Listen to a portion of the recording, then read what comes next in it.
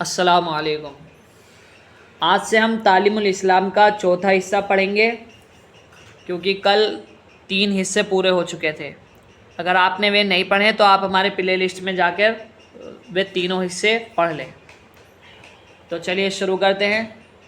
تعلیم الاسلام کا چوتھے حصے کا پہلا شعبہ تعلیم الایمان یا اسلامی عقائد۔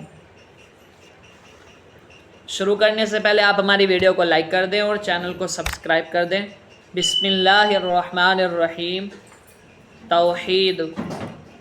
سوال: لفظ اللہ کے کیا معنی ہیں؟ جواب: اللہ اس ذات خدا تعالیٰ کا نام ہے جو واجب الوجود ہے اور تمام صفات کمالیہ اس میں موجود ہیں۔ سوال: واجب الوجود کے کیا معنی ہیں؟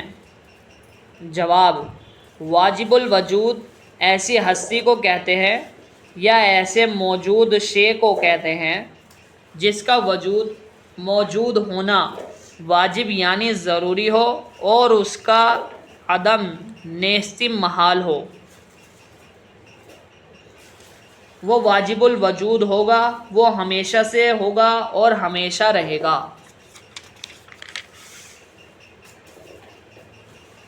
نہ اس کی ابتدا ہوگی نہ انتہا، اور کسی وقت اس کی نیستی نہ ہو سکے گی، اور وہ خود بخود موجود ہوگا، کیونکہ جو چیز کسی دوسرے کے پیدا کرنے سے پیدا ہو اور وہ موجود اور وجود میں آئے وہ واجب الوجود نہیں ہو سکتی۔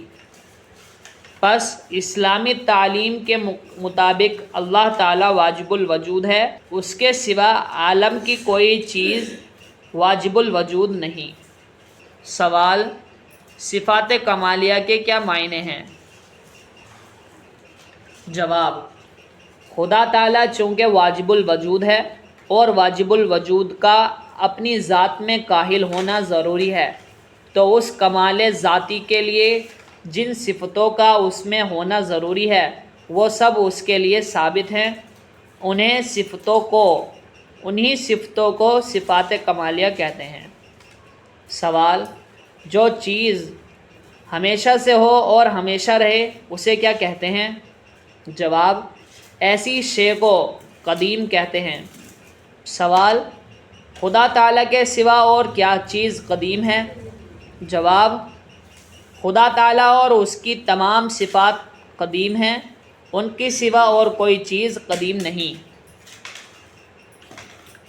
سوال: جب خدا تعالیٰ کے سوا اور کوئی چیز ہمیشہ سے موجود نہیں تھی تو خدا تعالیٰ نے آسمان و زمین اور تمام چیزیں کیسے بنائیں؟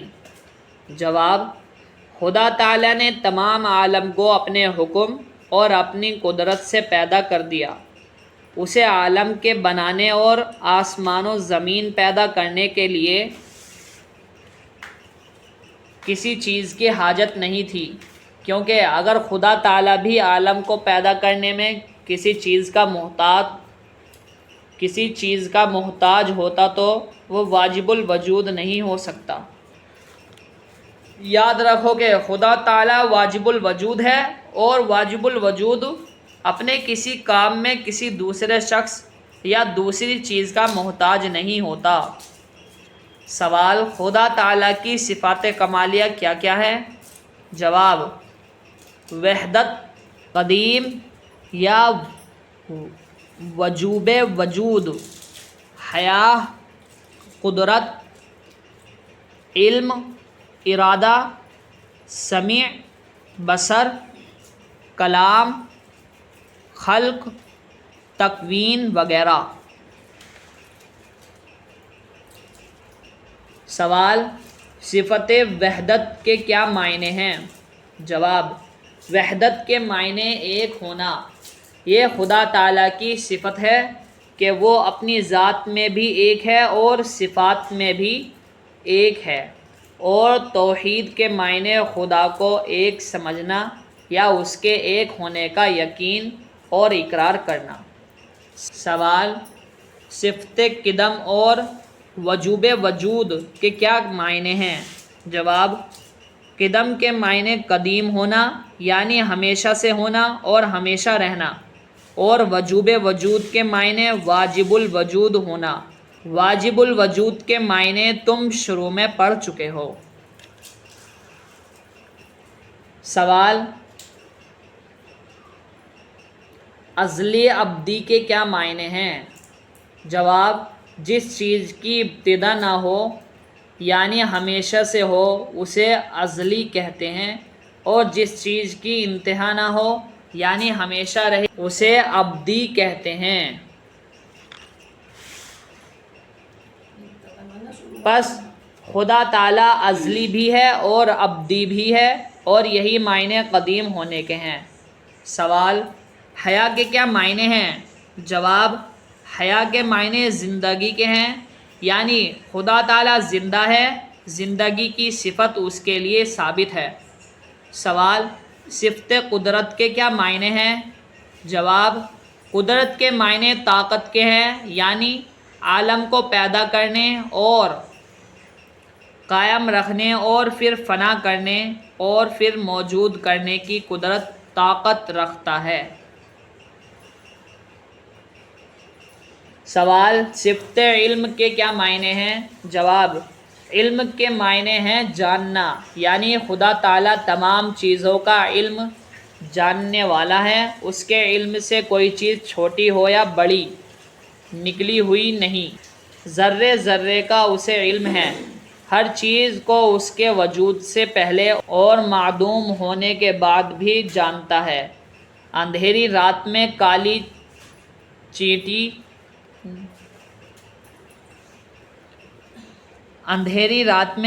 چینٹی کے چلنے میں اس کے پاؤں کی حرکت کو بخوبی جانتا اور دیکھتا ہے۔ انسان کے دل میں جو خیالات آتے ہیں وہ خدا کے علم میں سب روشن ہیں۔ علم غیب خاص خدا تعالیٰ کے صفت ہے۔ سوال، ارادہ کے کیا معنی ہیں؟ جواب، ارادہ کے معنی اپنے اختیار سے کام کرنا، یعنی خدا تعالیٰ جس چیز کو چاہتا ہے اپنے اختیار سے پیدا کرتا ہے، اور جس چیز کو چاہتا ہے اپنے اختیار سے معدوم نیست کرتا ہے۔ دنیا کی تمام باتیں اس کے اختیار اور ارادے سے ہوتی ہیں۔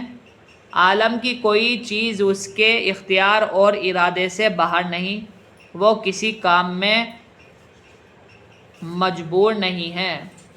سوال، صفت سمیع اور بصر سے کیا مراد ہے؟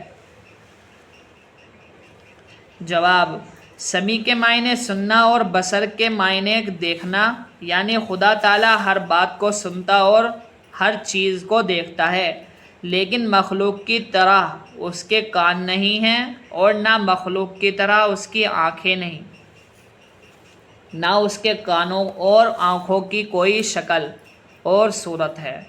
ہلکی سے ہلکی آواز سنتا ہے اور چھوٹی سے چھوٹی چیز کو دیکھتا ہے۔ اس کے سننے اور دیکھنے میں نزدیک دور، اندھیرے اجالے کا کوئی فرق نہیں۔ سوال، صفت کلام کے کیا معنی ہیں؟ جواب، کلام کے معنی بولنا، بات کرنا ہے۔ خدا تعالیٰ کے لیے یہ صفت بھی ثابت ہے کہ لیکن اس کے لیے مخلوق جیسی زبان نہیں ہے۔